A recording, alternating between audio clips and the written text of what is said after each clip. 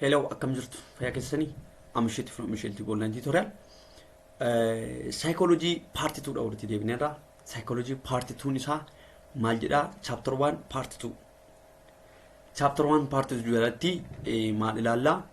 Early psychology, early schools yeroo darbe yookaan barumsa darbe keessatti waa'ee psychology maalidha?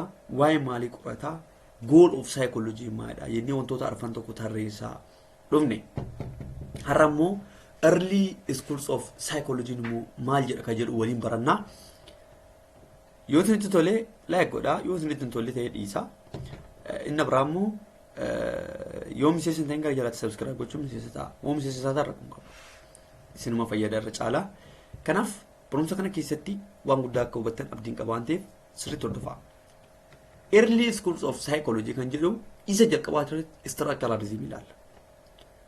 Structuralism jechuun is one of the early schools. So kan barumsa duraan jechuun early school jechuun barumsa jalqaba turan.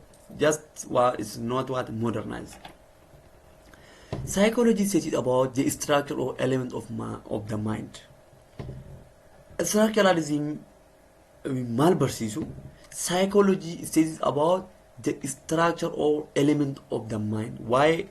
Maada elementi sammuu namaa barsiisaa jedha. Eenyuun warri mana barumsaa kan barsiisan structuralism keessa barsiisan it is study about the structure isaa yookiin immoo elementii kan maali kan sammuu waa isaa barsiisa. Eenyutu argate waan kana? Founded by Wilhelm Wundt jedha. Wilhelm Wundt, founder of modern psychology. Akkasuma baay'ee inni founder of modern psychology jedhamee illee beekama. Namichi kun jechuudha. Eenyu Wilhelm Wundt, founder of modern psychology. He saw psychology as the study of conscious experience. He saw malagi biology, psychology as what study of conscious experience. Conscious experience. Okay, mo itiyanu samu itiyanu kan is what a conscious experience. So he did this through what? Introspection. Introspection means introspection, asking the person to describe what is doing in the mind. Introspection jechuun namni sana fakkeenya nama psychologically miidhamee ajennu wanta tokko ta'ee ajennu isuma gaafachuudha. That's what introspection jedhama. Analyzing the mental experience into three basic mental elements. Analyzing what mental experience warra jennu kana iddoo sadiitti qoonnee ilaalla. That's one, images, feelings and sensation. Jara sadii kan irratti sirriitti dhiyeeffata. Kanaaf structuralism concept isaanii waa'ee maaliti? Element of the mind yookaan immoo isaan kanneen kana jechuudha. Image, feeling and sensation. Functionalism immoo maalidha? Functionalism means this was one part of what early school of psychology. This is what William James pioneered functionalism. And animal kunin pioneer kante William Jameson. And it ra structuralism Wilhelm by what? Wilhelm Wundt. As it more and William James dan. Kanaf psychology study about the function of the mind. Jala kana gidduu garaagarummaa jiru ilaalla. Asitti structuralism maal jedhanii study about structure or element of mind jedhan. Waa'ee elementii sammuu keenya keessa jiru qo'ataa jedhan. Warri structuralism akkuma maqaa isaatti raayinu structure qoqqooduu kaa'u. Waa'ee maali? Image, feeling, sensation. Waa'ee kanaatti qorataa jedhanii waa'ee elementii sammuudhaa ta'u. Kun immoo functional akkuma maqaa isaatti irraa ilaallu immoo functionalism is about the function. Psychology says about the function of the mind. Why function psychology kan qo'atu jedhan. Why functioning wanta sammuu sun hojjetu qorataa jedhanii muwaasosan. How the mind allows people to what? Function in the real world. Sammuun isaanii akkamitti akka real world addunyaa dhugaan mul'atu kana keessatti akkamitti akka hojjetu kan itti himu sammuu isaaniiti. How people work, namoonni akkamitti akka hojjetan, play akkamitti akka taphatan, and adapt to their surroundings. Wantoota naannoo isaanii jiru adapt gochuu akkamitti akka danda'an eenyutti hima sammuu isaaniiti. Therefore, psychology is about the function of the mind jedhanii kan isaan haasa'aniif sababa kanaaf jechuudha.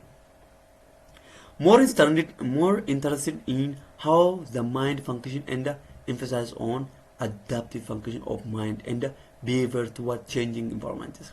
More terms in what how the mind function and what akkam sammuu akkam tokko jiru akkasumaan immoo emphasizes on adaptive function of mind and also what behavior to the changing environment change kuchura behavior yookaan amal sammuu isaan kun immoo maal godhu examining human mind in terms of what it is structural element and function jarri sun waa'ee elementii qoratan eenyuun structuralism isaan kun immoo waa'ee structuralism examine godhu hojii isaanii jechuudha. That is about the function. So hojii functionalism ala examining what human mind examining gochuu by what in terms of it is structural elements maal jenne image sensation thought wantoota adda addaa kan structural keessatti kaasuu image feeling roota akkasiisan jechuudha. So isaanin examine godhu inni biraamoo Gestalt psychology kan jennuun immoo jira. Gestalt psychology kunis it is one of what the early school of psychology. It is Max Wertheimer who studies sensation and perception. Inni kun immoo maadha study what sensation and perception. Gestalt kun waa'ee maalis jedhanii sensation and perception jedhan. Gestalt means good figure psychology. Gestalt kan jennu kuni good figure psychology jechuudha garbaaraati. Good figure yookaan immoo fakkii gaarii jechuudha. Psychology should study about what the whole mind. Kuni maal jedhamu warri Gestalt kuni psychology should study about the whole mind. Waa'ee guutuu sammuudha qorachuu qaba. So Gestalt are now part of the study of cognitive psychology. Part of the mind gaafate kun immoo study about what the whole mind yookaan waa'ee guutuu sammuudha waan qoratuuf it is what cognitive psychology jedhaniin eenyuun Gestalt what a cognitive psychology or psychology a field what focusing not on what on the perception but also on learning. Perception one in environment irraa fudhatu qofa miti but also what learning akkasuma memory barumsa isaa memory isaa hagam sammuu isaa qabata thought process yaadu processes sammuu yaadu isaa akkasuma problem solving rakkoolee solve gochuu irratti this is what the main point of what the Gestalt psychology. Instead of considering separate parties wantoota separate party goone adda adda qoonni ilaalurraa jedhan isaan fakkeenyaaf elementii isaan adda qoonne elementii isaan immoo kana hojjetanii fakkii isaan warra eenyuti wanni jedhama warri structuralism sammuu elementoota adda adda qootanii kaan warri functionalism immoo elementoota miti dubbiini examining dha hojii isaatii jedhanii kaan immoo isaan kun immoo tokko hojiinis qoodurraa akkasuma immoo paartiitti qoodurraa maal jennee ka'uu dandeenya instead of considering separate parties that make up thinking Gestalt psychology concentrated on the whole hundumarratti jennee yoo walitti qabne jedhanii Gestalt psychology of early school jedhanii hundeessanii jechuudha. Kanaaf kun yaada Max Wertheimer ture jechuudha. Kanaaf wantoota isaan xiyyeeffatan isheetan learning memory thought process problem solving don't forget warroota akkasii jalaa qaba. Akkasuma human beings and other animals perceive what the external world as an organized pattern. Dhala namaa qofaatti bineensonni waa'ee naannoo isaanii ijaan ilaalanii arguu miti perceive good not as individual sensation. So the motto of Gestalt psychology is dhaadannoon isaanii yookaan immoo slogan jara kanaa yookaan immoo kan isaan ittiin dubbatan. The motto of Gestalt psychology is what the whole is greater than the sum of its parts. Kana jechuun the whole is greater than the sum of its parts jechuun sammuu keessa maaltu jira? Yaaduun jira, feeling, thought, image, something one we can do in our mind. So isaan kana yaaduu jennee adda adda baasurraa feeling jennee thought jennee maal jennee adda addatti baasurraa hunduma walitti qabne the whole is greater than its part. Takka lakkaa'urraa hunduma walitti qabne kanatu caala. This is what the motto of the Gestalt psychology. The whole is greater than the sum of its part. Fakkeenyaaf sammuun waan adda addaa elementoota adda addaa qaba. Elementoota adda addaa sanirra guutuu waa'ee sammuu dubbachuun hin caalaa yaada jedhu qaban. That what behavior should be studied as a whole. Kanaafuu amalliin wanta sana yookaan behaviorii suni akka waliigalaatti qoratamuu qaba malee adda addaatti baasaan separate incidents jechuun adda adda baasnee qorachuun gatii hin qabu. Hundumaayyuu zoolii qoratamuu qaba. This is what the idea of the Gestalt. Man should be taught of what as a result of yaani waliigalaa isaanii maalidha amma konkuluud gaafoonu. Man should be taught of what as a result of the whole pattern of what sensory activity and what the relationship and the organization within what within the pattern. Patternota keessa jira sana elementoota keessa jira sana walitti qabamanii hojjetan waan ta'eef kanaafiyyuu nuti maal jennaa ta'uudhaan what the result of the whole pattern, the result of the whole pattern, the result of the whole element jechuudha garbaaraati. The whole pattern of sensory activity and what the relationship and the organization. Kanaaf waan waliigala sammuudha jedhanii kaa'uusaan. Behaviorism kan jennu immoo behaviorism warri jennu immoo behaviorism school of thought immoo maal jedhu eenyudhaan argamee founded by Watson, namicha Watson jedhamu kanaan argamee believe that psychology should study not subjective behaviors rather observable and measurable behaviors. Kan jechuun maal jechuudha isaan kun warri behaviorism kun immoo maalitti amanu believe that psychology should study kan qorachuu qabu not subjective jechuun waa'ee personal nama tokko qabu yookaan immoo waa'ee inni dhuunfaa isaatti qabu subjective yookaan immoo waa'ee dhuunfaa jennu jira miti. It's not subjective behavior rather what observable. Subjective yeroo baay'ee waan hin mul'anne subjective personal waan jennu jechuudha. Subjective irra maana observable or what waan agarru sana and a measurable behavior. Wanta namichi subjective godhe dhoksee kaawurraa wanta inni godhe ijaan agarruutti yoo xiyyeeffanne gaariidha jedhan warri eenyu warri behaviorism kun jechuudha. So the behaviorists also stressed what the importance of what the environment in shaping an individual's behavior. Maal xiyyeeffatu isaanii the behaviorists also what stressed what the importance of what environment barbaachisummaa environment in shaping an individual's behavior. Amala nama dhuunfaa sanaa shape gochuu kan danda'u maal xiyyeeffatu isaan environment isaa. That's what waa'ee mul'atu waa'ee measure gochuu danda'u isarratti xiyyeeffannaa jedhu. This is what the idea of behaviorism. Okay. The next one is psychoanalysis. Psychoanalysis. Kan jennu immoo eenyutu argate yaada kana Sigmund Freud namicha jedhamu. Sigmund Freud founded this school of thought. School of thought kan argate eenyuna Sigmund Freud jedhama. Psychology says about the component of the unconscious part of the human mind. Yaani samu maada psychology inni qo'atu about the components of the unconscious part of the human mind. Kan qoratu maada unconscious mind, unconscious part of the human mind.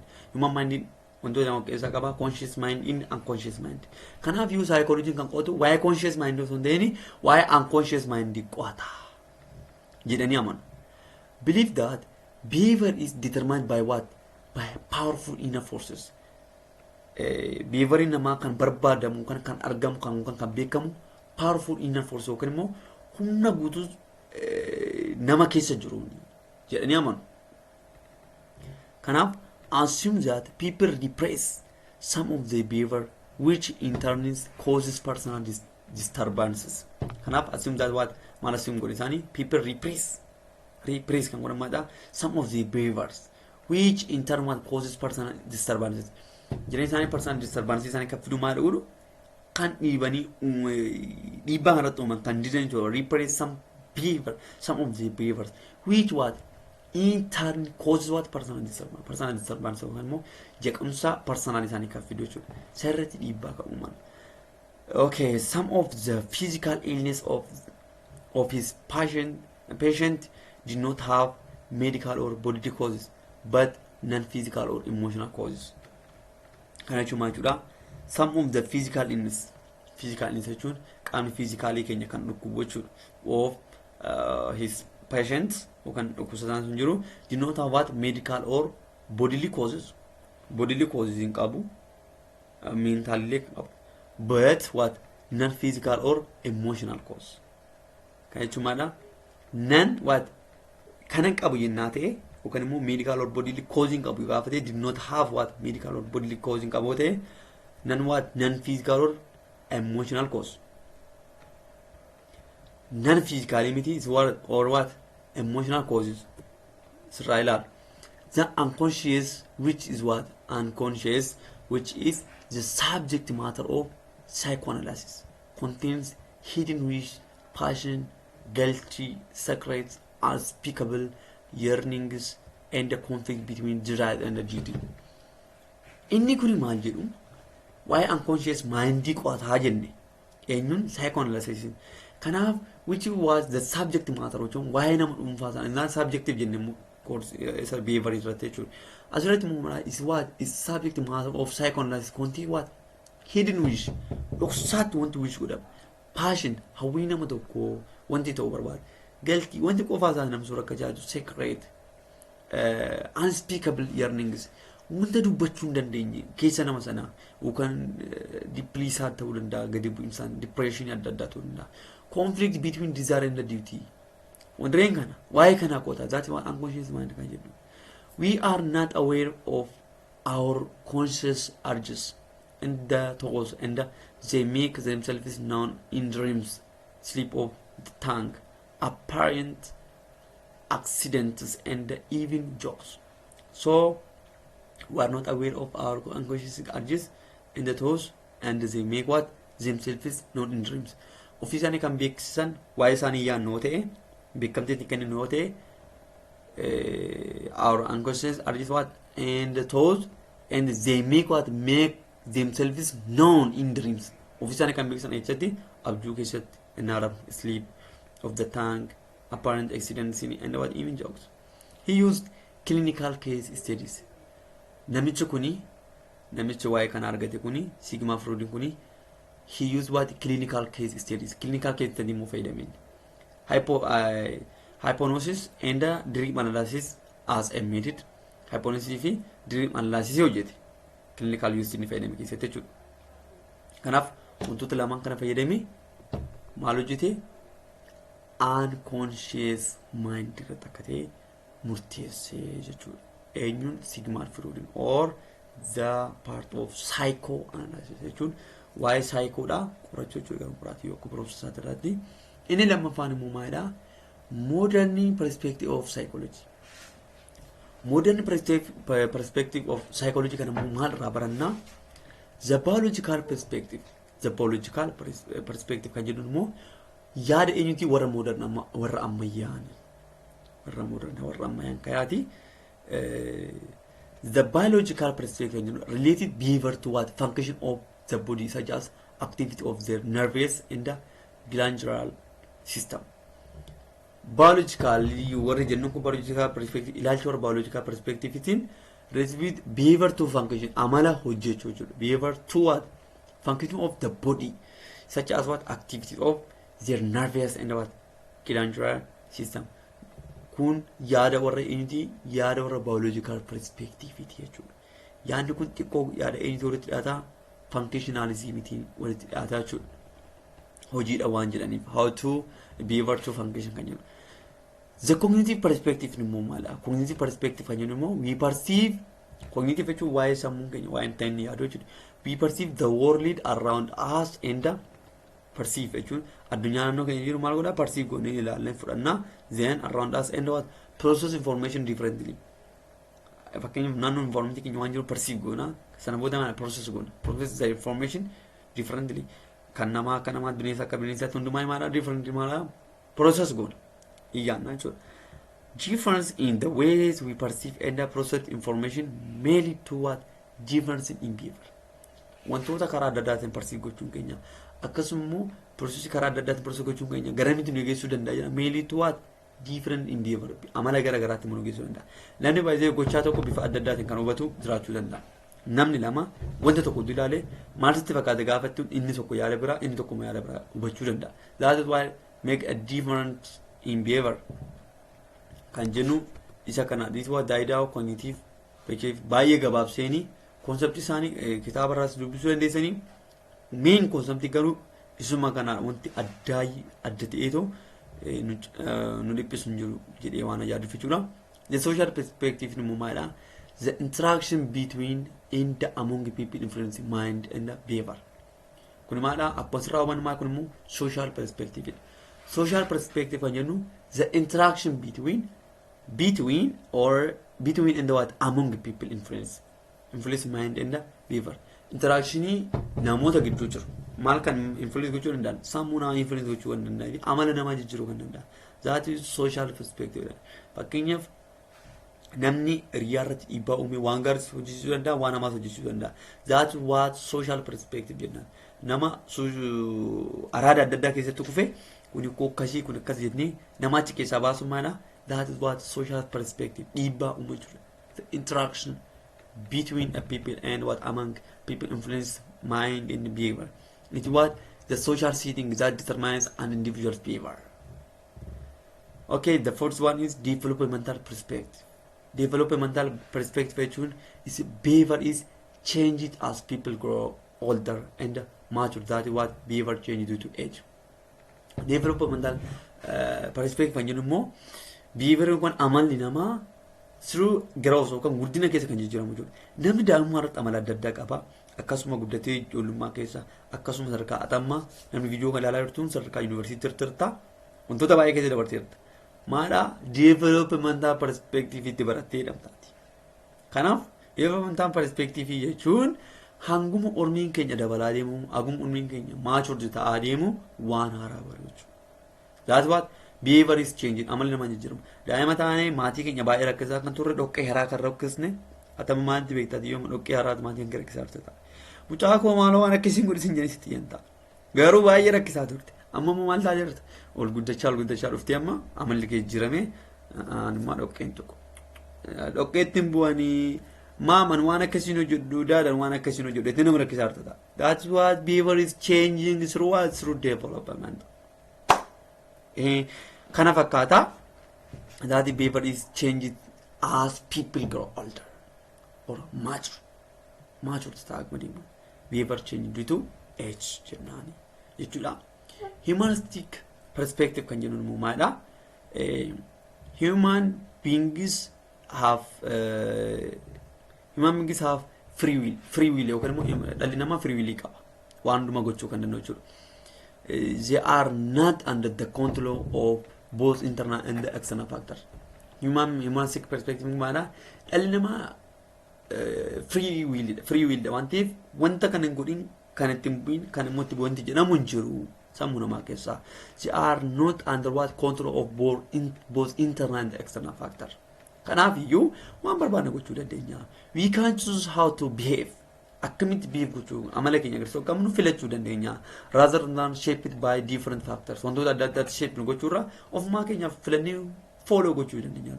This is what the idea of humanistic perspective. Filannoo keessatti free will kan jettu dhumnaan humanistic jechuudha. The sixth one is the psychoanalytic perspective. Psychoanalytic perspective focuses on the role of feelings and impulses which are what unconscious. Kuni yaada psychoanalytic walitti qabata isumatu modernized. Focus on what the role of feelings. Feeling into one of impulses which are what unconscious. Kanaaf xiyyeeffannaa kan godhu saadha isa sirriitti ibsine waan ta'eef kan duraayyuu biruma darbine. Torbaffaarratti immoo behaviorism kan jennu immoo behaviorism all behavior is what learned. Amalli hundumtuu hin baratama. That is what rewarded behavior will more likely to appear and unrewarded will terminate. Kana jechuun maal jechuudha? Daa'ima tokko suuqixxoo arganii waan tokko fidi gaafaati fidi kana sii godhe gaafa jettuun daa'imti lammaffaa gaafa ergitu appreciate taatee ima kaattee waan san goote. Kanaaf rewarded behavior will more what likely to appear. Irra deemnee akka goonu godhe. Unrewarded kan jennu immoo daa'ima tokko har'a waan tokko hojjetee lammaffaa akkasiin godhete hookaan loluudhaan hookaan immoo waan kennuuf yaadde hookaan waan akkasii goote kan si godhattee inni gochuu rewarded kan gaafa dhoowwatte daa'imti sun waan san dhiisaa dhufa terminate godhaa dhufa jechuudha. So all behavior is learning. Behavior hundumtuu hin baratama. Maadhaan wantoota adda addaa. That is rewarded behavior will more likely to appear and unrewarded will terminate. Kan jennu isa kanadha jechuudha. So socio-cultural perspective kan jennu immoo socio-cultural perspective is focused on the social and what cultural factors that affect human behavior. Walumaa galatti isaan xiyyeeffatamadha cultural factors dhiibbaa amala namaatiif fiduu kan danda'an that what socio-cultural perspective jennaan. As a fish cannot live without water. Qurxummiin akkuma bishaan malee hin jiraanne human behavior cannot be understood without socio-cultural contexts. The social and the cultural environment that people swim in every day. Akkuma qurxummiin bishaan malee jiraachuu hin dandeenye bishaan keessaa baatee jiraachuu hin dandeenye namni hawaasa naannoo isaa culture isaa aadaa isaa malee jiraachuu hin danda'u. Kanaaf namni kan daakaa jiraatu swim kan godhu maadhaan everyday life isaa keessatti social environment keessatti cultural environment keessatti that is most important for human beings jechaa jiru jechuudha jarri kuni. For instance, fakkeenyaaf social psychologists examine how group membership affects attitudes and behaviors, why authority and other people like spouse, lovers, friends, boss, parents and strangers affect each of us. Kanaaf isaan kunniin amma tarreessan hundumtuu akkamitti dhiibbaa irratti akka fiduu danda'an group membership biraatti abbaan manaa wajjin jaalalleewwan gidduu hiriyoota gidduu namoota stranger namoota gurguddoota gidduu parent maatii gidduu stranger okan laafin affect each of us dhiibbaan irratti uumuu danda'u of isa gidduutti uumuu danda'u. That is what namni wal malee hin jiraatu yaada. 1.4 subfields or branch of psychology. Branch of psychology irratti maala clinical psychology ilaala. Branch of psychology kana jalatti clinical psychology subfield field xiqqaa apply psychotherapeutic techniques to what diagnose psychological disorder. Clinical psychology kun maadha subfield of some field dha yookaan field xiqqaadha apply to psychotherapy waa'ee yookaan immoo waa'ee sammuudhaa kan qoratu jechuudha. Psychotherapy yookaan immoo therapy yookaan immoo yaala sammuu kan kennu psychotherapy dha kan qoratu osoo hin ta'in psychology kan qoratu kun immoo psychotherapy jechuun yaala sammuu kan kennu jechuudha. Psychotherapeutic technique to diagnose psychological disorder maadha psychological disorder diagnose gochuudhaan qorachuudhaan hin kennu. That is what hospital clinic jennaani do research on the cause of disorder. Cause of disorder irratti maadha research gaggeessu but they are not what physician. Kanaaf research irratti gaggeessaniin booda waan isaan gochuu hin qaban hin godhuuf jechuudha. Do research on what the cause of disorder but they are not physician. Counseling psychology jechuun warra gorsan jechuudha. Counseling jechuun gorsuu jechuudha. Work on milder or simpler emotional and personal problems what we face in our day-to-day life. Wanti guyyaa keessatti goonu gorsuudhaan jajjabeessuudhaan bira darbu jechuudha. They administer tests to measure interest, aptitudes, personal traits. Kan hundumaa maal ilaalaa they administer test to what measure interest isaanii, aptitudes isaanii, personal traits isaanii kan hundumaa ilaala. Then what counseling what psychology jennaan jechuudha. School and educational psychology kan jennu immoo school and educational psychology jechuun concerned with what the diagnosis of learning problem and remedy them. Jechuun immoo school and educational psychology kuni concerned with what the diagnosis of learning problems and remedy them. Sababa baruu barsiisuu gidduutti kan jiru learning problem yookaan immoo barachuu gidduutti rakkina jiru sana furuudhaaf eenyutu barbaachisa? School and educational psychology barbaachisa jechuudha. Akkamitti waan ittisuu dandeenya namichi kun akkamitti hubachuu danda'a akkamitti barsiisne fakkeenyaaf sanamma lakkina afaanii osoo mudate rakkina afaanii kan furuu akkamitti akka inni this what school and what educational psychology jedhama jechuudha. Experimental psychology kan jennu immoo do basic research to discover and understand fundamental cause of behavior. Kun experimentidha yaala waan ta'eef do basic research cimaa wajjin maal argachuudhaaf to discover and understand fundamental cause of behavior. Dhiibbaa yookaan sababa bu'uura rakkoo amala sanaa kan ta'e argachuu jechuudha. Industrial and organizational psychology kan jennu immoo they apply psychology in industry and what organization. Psychology maarratti apply godhu or psychology industry fi organization keessatti maal gochuudhaaf use of intelligent and aptitude tests isa kana fayyadamu. That's what industrial and what organizational psychology kan jennuun isa kana jechuudha. The sixth one is social psychology. Social psychology is focused on what how people's behavior or the society affects individual behavior. hawaasni naannoo sanii amala nam dhuunfaa tokko akkamitti dhiibbaa uumuu akka danda'u. That is social psychology jedhama. Focus on how people's behavior yookaan immoo amalli namootaa or the society affects individual behavior. Nama dhuunfaa tokko akkamitti akka dhiibbaa irratti uumuu danda'udha jechuudha. Developmental psychology kan jennu immoo work on behavioral changes that occur in every stages of development throughout life. Kanaaf wantu marii faasaa ture sanaadha jechuudha. Baay'inaan isuma wal qabataa namni jireenya isaa keessatti aguma isteejii isaa dabalaa deemu dhiibbaa inni uumaa deemu taasiif developmental psychology jennaan work on behavioral changes yookaan immoo amala jijjiiraa namaa irratti akkuma dabalaa deemu kunuunmi isaa guddachaa deemu that occur in every stages of development throughout life. 8 is psychobiology interested in studying what the brain and how it works. Psychobiology sammuun keenya akkamitti interested in what studying the brain keenya qorata akkasumas how it works akkamimmoo hojjeta kan jedhu kan qoratudha psychobiology jedhama. Personality psychology kan jennu immoo studies the enduring psychological pattern of behavior, thought and what emotion. Why kana why behavior, thought fi emotion kan qotu maal jennaani personality psychology jennaan. Studies the enduring psychological pattern of what behavior, one thought and emotion. Why kana qotan personality psychology jennaan.